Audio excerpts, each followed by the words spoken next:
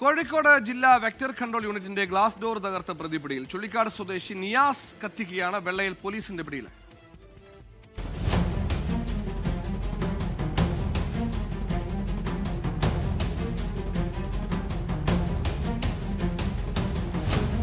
കഴിഞ്ഞ ഞായറാഴ്ചയാണ് ബീച്ച് ആശുപത്രി കോമ്പൗണ്ടിൽ പ്രവർത്തിക്കുന്ന ജില്ലാ വെക്ടർ കൺട്രോൾ യൂണിറ്റിന്റെ മുൻവശത്തെ ഗ്ലാസ് ഡോർ തകർത്ത് മോഷണത്തിന് പ്രതി ശ്രമിച്ചത്. തുടർന്ന് സ്ഥലത്തു നിന്നും രക്ഷപ്പെടുകയായിരുന്നു. ജീവനക്കാരുടെ പരാതിയിൽ വെള്ളയിൽ പോലീസ് കേസ് രജിസ്റ്റർ ചെയ്ത് അന്വേഷണം ആരംഭിച്ചു.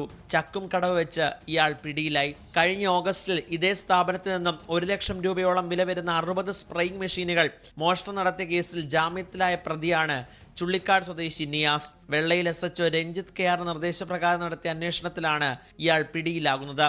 24 കോഴിക്കോട്. ലോകത്തെവിടെയായാലും ഏത് സമയത്തും 24 വാർത്തകളും ഓഗ്മെന്റഡ് റിയാലിറ്റി പാക്കേജുകളും എക്സ്പ്ലെയിനറുകളും വിശദമായി കാണാൻ ഞങ്ങളുടെ യൂട്യൂബ് ചാനൽ നിങ്ങൾക്ക് സബ്സ്ക്രൈബ് ചെയ്യാം.